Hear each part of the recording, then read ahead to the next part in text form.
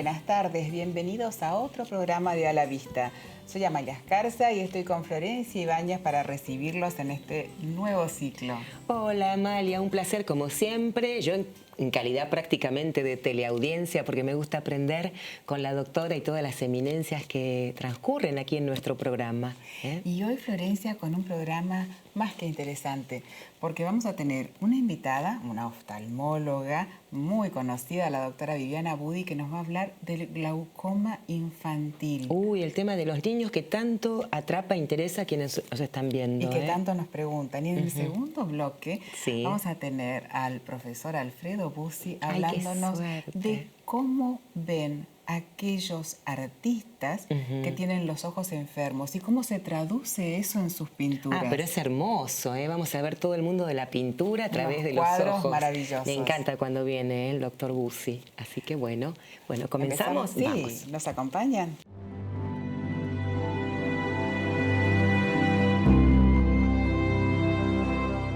Y vamos a empezar hablando de glaucoma congénito, que afecta uno cada 10.000 niños recién nacidos en países industrializados. Y para eso, nada mejor que la invitada que vamos a recibir, la doctora Viviana Budi. Bienvenida, Viviana. Muchas gracias, me encanta estar con ustedes. Gracias, Viviana.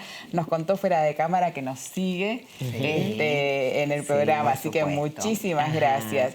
Te voy a presentar, Vivi, para nuestra teleaudiencia, diciendo que la doctora Budi es médica principal del Servicio de Oftalmología del Hospital de Pediatría Dr. Juan Garrahan. Es ex jefa del sector oftalmología de la Dirección de Sanidad Escolar. Hace poquito dejó la presidencia de la Sociedad Argentina de Oftalmología Infantil, ¿no es cierto, Viviana? Que la desarrolló realmente con un éxito importantísimo. Es miembro titular de la Sociedad Argentina de Oftalmología y del Consejo Argentino de Oftalmología.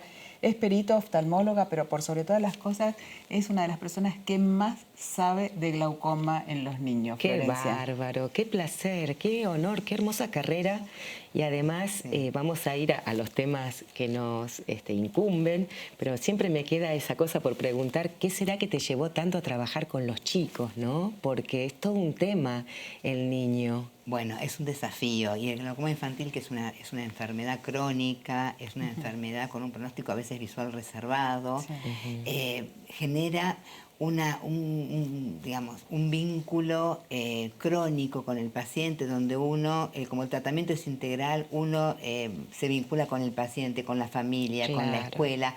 Uno pasa a ser como un familiar más en el seguimiento hasta que llega la transición donde uno va a soltar para que siga después con el oftalmólogo, el que hace glaucoma del adulto. Y eso, ese compromiso en estas patologías crónicas hace que uno realmente se despierta una vocación muy importante porque excede lo oftalmológico, va a lo personal, uno tiene un vínculo personal con los pacientes y eso hace que, bueno, uno quiera seguir viéndolos crecer y viéndolos crecer con visión. Pero vos durante tu presidencia estabas siempre con un lema que era juntos a la par. No sé si lo traías de papo o qué, pero era acompañar al niño en su crecimiento y seguir tratándote con el colega que lo seguía después de adolescente y de adulto, ¿no? En la transición médica es un periodo donde hay que interactuar. Es el periodo en que realmente el colega que hace glaucoma del adulto, cuando el chico tiene 15, 16 o 18 años, tiene que saber tratar ese glaucoma y nosotros que hacemos infantil también tenemos que saber tratar ese glaucoma. Entonces es el punto de encuentro y ahí trabajamos en conjunto hasta que, bueno, después definitivamente continuará con el oftalmólogo de adultos. Pero bueno, es una etapa de transición que es muy importante hacerla en conjunto para asegurarse la visión de ese paciente, porque si no se hace la transición exitosa, el chico deja el tratamiento y se transforma en un ciego a futuro. ¿Y cuáles son los síntomas típicos del glaucoma en el niño, Viviana?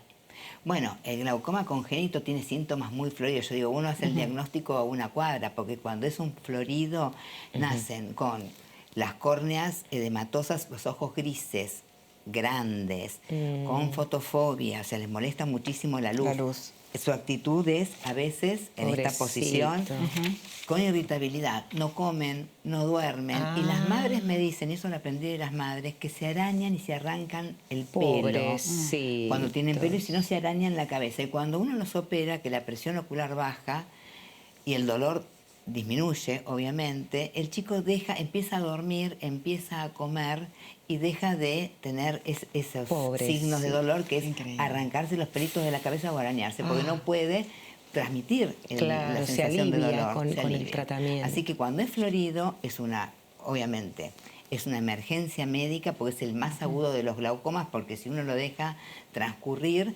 termina matando al cable que conecta el ojo con el cerebro, que es el nervio óptico, que son neuronas que no tienen cambio. Claro. Y además, ese ojo que está gris, porque la córnea, como el ojo está lleno de agua, se alargó, porque el ojo del chico se puede alargar, es como elástico, como un globo. Claro. Y como la córnea se abre, se llena la córnea, que es nuestro vidrio transparente que está delante del ojo, que tiene que ser transparente, se llena de agua. Si uno deja que eso transcurra sin resolverlo, la córnea queda blanca, el ojo queda enormemente alargado y eso produce unas terribles causas de ambliopía. Es el padre de las peores ambliopías, el glaucoma. O sea, de los peores deterioros del desarrollo visual. Por eso es que es el más agudo y el más urgente de los glaucomas. Y se detecta cuando uno tiene un bebé, ¿no? Se detecta en qué momento, cuándo tiene que estar una mamá o un abuelo atento a esos síntomas, ¿no? A partir de qué momento. Bueno, es ideal hacer un examen oftalmológico en los primeros meses de vida. Eso es lo ideal. De cualquier manera, cuando un chico nace con molestias con la luz, los ojos grisáceos y no puede abrir los ojos, bueno, será momento de hacer un examen oftalmológico mucho antes. Correcto. Entonces, pero generalmente cuando el chico nace con el glaucoma infantil congénito, es que su ojo no terminó de desarrollar, no se terminó de abrir la rejilla por donde sale el líquido del ojo. Todos nosotros tenemos al 7º mes de vida intrauterina nuestra rejilla tapada, porque no hay producción de humor acuoso todavía.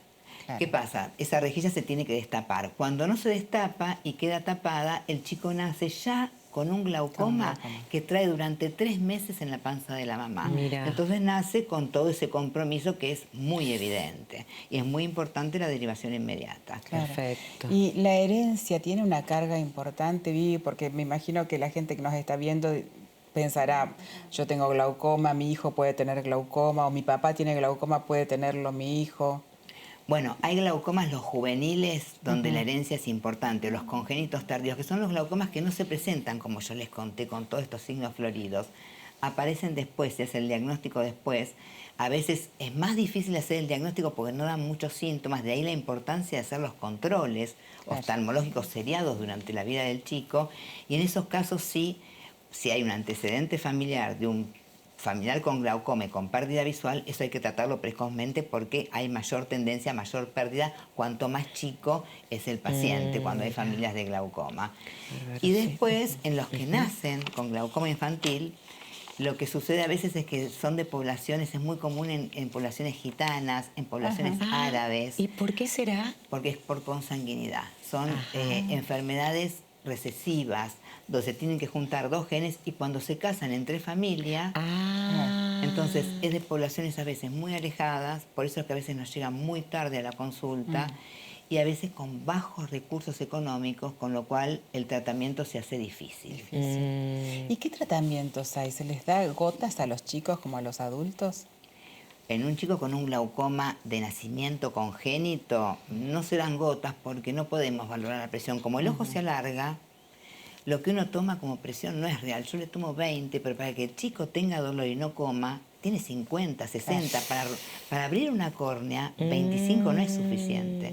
Entonces, poner gotas cuando no sabes cuál es la presión real y ninguna gota baja 50 milímetros de mercurio de presión. Entonces, el tratamiento es urgente y es quirúrgico.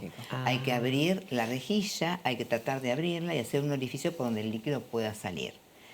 Sí se puede dar tratamiento médico cuando es muy común, son cirugías que se tapan. O sea, uno opera al paciente y como el chico cicatriza, si una persona muy grande se lastima la piel, tarda en cicatrizar. El chico se lastima la piel y al día siguiente cicatrizó. Sí, claro. Entonces, cada cirugía que uno hace, el chico la cicatriza rápidamente. Y ahí, cuando empieza a fallar la cirugía, ahí podemos poner gotas durante un tiempo hasta reoperar. Ah, claro. O podemos usar gotas, siempre con el ok del pediatra, en los glaucomas que empiezan en chicos en edad escolar. Claro. Pero Perfecto, es ahí. Queda ahí está. ¿Y cuáles son los últimos tratamientos que tenemos para el glaucoma infantil, Viviana? Bueno, los últimos tratamientos que han salido para aquellos pacientes que no regulan ya con varias cirugías o donde uno sabe que aunque le haga una cirugía van a ser muy difíciles, por ejemplo, pacientes que tienen problemas vasculares como la enfermedad de Sturge-Weber, chicos que han sido operados de catarata y que vienen ya con los nervios ópticos muy dañados porque no se diagnosticó tempranamente su glaucoma. Ahí podemos hacer un tratamiento que es la ciclofotocoagulación transescleral, que es el uso de un láser diodo, que se utiliza como en forma de micropulso, es decir, emite láser, no emite, emite, no emite. ¿Qué hacemos con eso? Ordenarle a los productores de líquido de humor acuoso, que son los cuerpos ciliares, que produzcan menos. No los destruimos porque el ojo necesita humor acuoso para vivir. No podemos destruir. En una persona muy grande se pueden destruir los cuerpos ciliares, pero no en un chico. Entonces, con eso ayudamos a que, si la rejilla no está suficientemente desarrollada, se produzca menos líquido junto con las gotas, que se acompaña esto siempre con gotas, y con eso logramos mantener un poco más de tiempo la presión ocular a niveles normales. Con la ventaja que se hace ave externo, bajo anestesia general, sí, claro, pero no se abre el ojo y se puede repetir en el tiempo. Esto es un nuevo... Está bueno eso, sí. Es un nuevo procedimiento que tanto funciona en chicos como en adultos, cuyos glaucomas ya no responden a nada. Así que es una nueva herramienta que por suerte ha aparecido y nos está dando muchas satisfacciones. Qué bueno, cómo nos vamos actualizando sí, también en las entrevistas. Además, Viviana está siempre con lo último, sobre todo tratándose de los chicos. Sí. Entonces, para cerrar, Vivi, porque todo lo has explicado de una forma realmente maravillosa, vos aconsejás, como oftalmopediatra, la primera consulta ni bien nace el bebé. Primera consulta en el primer mes de vida. A veces es muy difícil en el momento de nacimiento, pero bueno, si hay antecedentes en la familia de tumores como el retinoblastoma, glaucomas, cataratas congénitas, hay que hacer antes. Si no, uno dice el primer mes de vida, se repite a los 6 meses, al año, después ya a los 2 o 3 años, a los 5 años, y ahí cada 2 años, porque después empieza el riesgo de miopización de los chicos por el uso de celulares. Claro. Ah, mira, nos queda entonces, ese tema las para pantallas, la exactamente. Nos queda ese ahí empiezan las miopías que hay que empezar a controlar, y hay que empezar también a indicar los anteojos con protección, con filtros, para evitar la degeneración macular relacionada con la edad de la que habló el licenciado, que está muy relacionada con la exposición solar. Así que eso hay que prevenirlo desde chicos. Muy bueno. Grandioso. Te agradecemos muchísimo, Viviana. Un gusto. Muchísimo Toda que la hayas admiración venido. para Viviana. Y también para ustedes, que sigo el programa, que me encanta. Muchas gracias. Un honor. Muchas gracias. Qué teleaudiencia de lujo, entonces. Ahí estamos. Y con ustedes vamos a una pequeña tanda y volvemos enseguida con otro tema apasionante.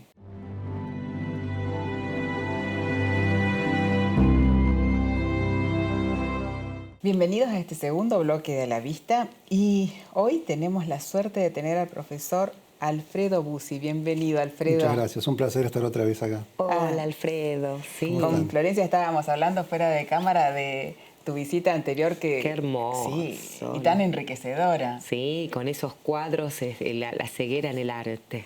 Déjame que te presente, Alfredo, para aquellos televidentes que se unen recién al programa. Alfredo es director médico de diagnóstico médico, fue presidente de la Sociedad Argentina de Radiología, recibió el año pasado la medalla de oro a la trayectoria 2019. Esta es una distinción que es entregada anualmente por la Sociedad Argentina de Radiología en reconocimiento no solo a la trayectoria, sino a su capacidad científica, ética y profesional. Mirá, así que qué bien, es un lindo. gran Muchas reconocimiento gracias. digno de nombrar. No, gracias a vos, Alfredo. Y hoy vamos a hablar de cómo los artistas plásticos nos demuestran a través de sus obras cómo ven ellos la vida, ¿no es cierto? Y muchas veces si están esos ojos enfermos, la ven de una forma totalmente diferente. Efectivamente, la visión es tal vez la herramienta más importante que tienen los artistas. Sí. Y cuando la herramienta es defectuosa, es inevitable que eso se note en su obra. En su obra. De todas formas, sabemos que son muchísimos los factores que hacen que un artista elija determinado estilo para su obra, factores personales que tienen que ver con sus gustos, con su distinta habilidad, factores externos como la escuela a la que perteneció, o la situación económica, política y cultural de su momento. Sí. Hay muchos factores. Sí, su etapa en la vida, Su ¿no? etapa en la Porque hay vida, artistas que tienen diferentes etapas. Ahí está, eso es muy importante. En la primera imagen vamos a ver un ejemplo muy típico de lo que vos acabás de mencionar, que es Picasso. Pablo Picasso. Ah, qué Casi todos interesante. conocen la obra final de Picasso, que es como cubista, Sí. y pocos saben que Picasso no es que pintaba así porque no sabía dibujar, sino era un excelente dibujante. Excelente. Él cambió porque cambió su estilo. Esto no significa que tuvo un problema oftalmológico. No. No. Entonces, hay que tener mucho cuidado cuando queremos hacer un diagnóstico oftalmológico a través de un cuadro y únicamente teniendo una documentación fehaciente médica de la enfermedad, es que nos animamos a decir esto. Así todo, han habido muchas especulaciones que han terminado en fracasos. Un ejemplo es el Greco, que pintor del Renacimiento, que hacía estas figuras alargadas. En 1903 un oftalmólogo se le ocurrió decir que el Greco había tenido astigmatismo, que es una enfermedad que, entre otras cosas, provoca una deformación. Sí, una distorsión en la distorsión imagen. de la Sí. imagen, cosa que sabemos que es absolutamente falsa. Claro. Como tampoco podemos decir que ni Modigliani ni Giacometti, el escultor que hizo esta obra, tienen astigmatismo, sino que esta es una elección Sí, de estilo. su forma de Claro. expresarse. Sí. También a Rembrandt le han, como vamos a ver en la próxima imagen, dicho que él cambió su estilo delicado por uno mucho más grosero, como se ve en la segunda imagen, porque había perdido agudeza visual, y eso tampoco es cierto porque una imagen posterior a esa muestra que cuando él pintaba a las damas se preocupaba mucho más por hacerlas Por el delicadamente detalle. que cuando hacía sus autorretratos. Pero Y también a los impresionistas los han acusado de haber tenido una enfermedad oftalmológica. De hecho, hay gente que dice que el impresionismo es una consecuencia de un grupo de miopes que se han juntado, cosa que por supuesto no es cierta. Claro, Muchos eso de ellos sí. eran miopes, como en la población general es una enfermedad muy común. Sí, claro. Monet, que es el representante tal vez más conocido, padre del impresionismo, probablemente haya sido miope, pero él tenía otra enfermedad que es mucho más conocida y que claramente se manifiesta en su obra. Lo vamos a ver en la siguiente imagen. La siguiente tal vez lo vamos a ver mejor. Bueno, esto es un cuadro Qué previo donde preciosura. muestra que Monet no era miope, No, No, claro, esto porque es mucho. perfectamente se ve que tenía buena visión en todos los sentidos. En la siguiente imagen vamos a ver lo que provoca la catarata con la visión de los colores. Además de provocar una borrosidad en la imagen, Sí, porque hay una opacidad del cristalino, así es. como ven ahí, hay una distorsión de los colores. Es imposible distinguir entre sí los distintos tonos de verde, los distintos tonos de rojo. El blanco se transforma en amarillo Sí, y el azul desaparece. desaparece. Es cierto. Esto es lo que ocurre con la visión de los colores de los pacientes que tienen catarata. En cualquier paciente En con cualquier catarata. paciente. Mira. Lo que pasa es que en las personas que pintan se nota mucho más porque ellos obviamente pintan lo que ven. A ver, y aquí... El cuadro de la izquierda es un famoso cuadro del el puente japonés puente. del jardín De la casa de Monet, sí, de la casa en de Monet, Francia. en la casa, en el momento en el que él veía bien.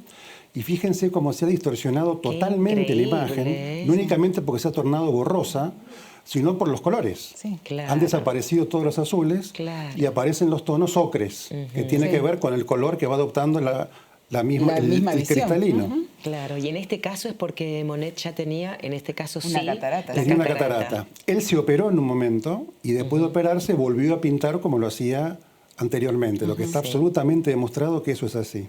Sí. No es el único pintor Monet al que le pasó esto por la catarata. Este es un pintor americano poco conocido, pero que está otra vez volviendo a ser reconocido. Fíjense cómo fue cambiando su paleta de colores Sí. a causa de la catarata y los tonos son los mismos que los que pintaba Sí. Monet. Este pintor nunca se operó y dejó de pintar. Mm, Hay otro impresionista, Degas, tal vez el mejor ubicado en la sociedad parisina de la época como impresionista. Tiene un carácter fuerte, era bastante altanero, miren la mirada que tiene. Ah, sí. Él es el pintor de las bailarinas. De las bailarinas. Y progresivamente empezó a perder la visión. Él tenía una degeneración macular, es una enfermedad de la mácula. De la mácula, de la familiar, zona de máxima visión, sí. porque por el lado de su madre, una prima y una tía también la padecían. Y nosotros vemos cómo, fíjense, él era muy obsesivo con conseguir la pose perfecta, por eso repetía varias veces la misma escena en el transcurso del tiempo, ¿no? Ahí abajo están los años. Y fíjense la delicadeza con la que sombraba la espalda de la primera modelo. Se notan bien los músculos, eso se va perdiendo, los trazos son cada vez más toscos porque él pierde precisión. Claro. Hasta que al final, bueno, tiene esos trazos tan gruesos. El tema es que la propia borrosidad que él padecía le impedía ver que su trazo se había transformado en esto. Él no se daba cuenta que estaba pintando así. Él nunca vio lo que veía. Claro, nunca vio su cuadro realmente. De hecho, muchos amigos le aconsejaban que deje de pintar. Él también era un escultor bastante destacado. Y fíjense otra vez cómo la sutileza del caballo, la suavidad de la superficie del caballo se fue alterando en los años posteriores en esa bailarina. Porque él era incapaz de ver con el detalle que hacía falta para hacer estas esculturas. ¿Cómo se ve claramente esto? Sí, pero es que es como cualquier persona, Flor, no se dan cuenta de cómo ven y muchas veces no se dan cuenta hasta que resuelven su problema, ya sea con un anteojo o con una cirugía. Vos sabés que dicen que Monet, después de operarse, le costó 1 año y medio, casi 2 años, recuperar la visión de los colores. Cuando vio lo que había hecho, destruyó muchas obras. Cuando volvió a darse cuenta de cómo había pintado. Después de la cirugía sufría mucha fotofobia. Mucha fotofobia. Muchísima. Y cuentan quienes conocen los detalles que la cirugía fue una pesadilla porque vomitó en la mitad de la cirugía y se arrancaban los vendajes. Pobre oftalmólogo debe haber sufrido más que el paciente. Por ahí. Y este famoso cuadro que es el Claro, Munch es el famoso pintor noruego de este cuadro que caracteriza el ataque de ansiedad tan conocido, ¿no? Y Munch en un momento tuvo una hemorragia vítrea, un sangrado en una de las cámaras del ojo, que le provocaba una mancha negra en la visión por el coágulo que se le produjo, y él lo dibujaba eso. Podemos ver, si ustedes se fijan, él está acostado en la cama, se está tapando el ojo izquierdo con la mano, que es el ojo sano. El ojo que ve bien. Y está tratando de ver cómo se ve con el ojo que tiene el coágulo adentro y pinta en los pies de la cama esa mancha negra que él le da la forma de una calavera. Claro. Mira la obsesión ahí, claro.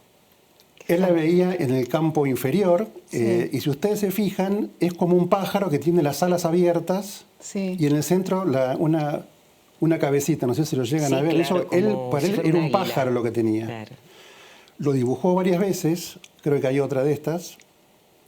Bueno, el tema es que en realidad como va tapando la retina y la retina está invertida en el campo visual, a medida que el coágulo va bajando, para él iba subiendo, fíjense cómo ahora está más arriba en el campo visual, y si prestan atención van a ver que es la silueta de una mujer, claro. Y justo el coágulo le está tapando la parte más importante que es la cara. Claro. Es cierto.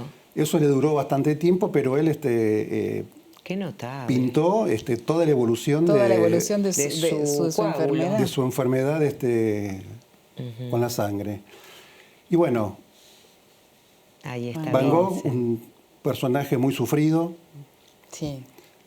mucha patología, entre otras, se asume que él tenía un problema con el amarillo. Gran cantidad de sus cuadros son amarillos, ahí yo puse los girasoles, pero hay otra imagen que es un campo muy, muy amarillo. Sí, es cierto. Y si no, todos los halos amarillos. Todos los halos también. Luces. ¿Por qué sería? ¿Porque le gustaba? No se sabe con certeza. La opinión más obvia es la que vos acabas de decir, porque le gustaba el amarillo, que es absolutamente válido. Sí, pero como el color amarillo predomina en una etapa de su obra en la que él estuvo internado, se piensa que pudo haber sido consecuencia, como un efecto adverso de un medicamento que le administraban, que son los digitálicos. Es un medicamento que en realidad se usa para el corazón, pero en aquella época pensaban que también era útil para la epilepsia. Van Gogh tuvo un diagnóstico de epilepsia entre tantos diagnósticos y durante una época le daban gran cantidad de esta medicación que se saca de una planta, que es la que tiene en la mano qué notable. este personaje que es su médico. Este es el doctor Gallet, Que lo trataba Van Gogh. que lo trataba como otros pintores. Qué lindo cuadro. Los 2 retratos que hizo Van Gogh de Gallet lo dibuja con la planta esa en la mano, por lo cual se sabe que recibía grandes cantidades de este medicamento, que entre los efectos adversos que provoca es esta xantopsia, ese es el nombre técnico, que es que nuestro campo visual se transforma en amarillo. Ajá. Así que bueno, este es Qué maravilloso. No. Ay, quiero más. Tenemos que tener Siempre nos otra quedamos invitación. con ganas de más. Es que a través de los ojos descubrimos el mundo. De verdad. Entonces, también lo descubren los pintores y nos lo muestran como ellos ven. Sí, Yo sí. me acuerdo que Daniel Benisek, mi esposo, tenía una paciente que era artista plástica y sus cuadros cambiaron notablemente después de operarse de catarata. Fue grandioso porque ella misma estaba sorprendida de cómo pintaba antes. Decía, mis cuadros eran muy chillones y no veía suficientemente el color y le agregaba más color. Claro, claro, qué buenas historias. Aprendemos un montón, ¿eh? Muchísimo. Qué programa, Amalia, ¿eh? Muchas gracias, Es un verdadero muchas placer. gracias, Alfredo. Y bueno, quiero que te prepares otro tema porque la verdad, Con ver mucho tus gusto. cuadros y de la forma que vos nos contás, tanto a nosotros como a los televidentes, Sí, estoy segura, apasionante, sí, seguro. nos enriquece muchísimo. Sí. Así que gracias por haber A venido. ustedes por la invitación, es un gusto, de verdad. Un Gracias. placer, ¿eh? Qué lindo programa, Amalia, Hermoso, en serio. Flor. Pero la viste, Sos Liliana, una cómo genia. está Liliana está haciéndonos como señas. loca, está Sí. bailando ya. Sí. Se nos fue el programa otra Ajá, vez. pero volvemos el Sí. próximo martes. El próximo martes, 17:30, aquí por Canal Metro, con Florencia Ibáñez y La yo, doctora Amalia Amalia. Escarza. Buena semana. Gracias.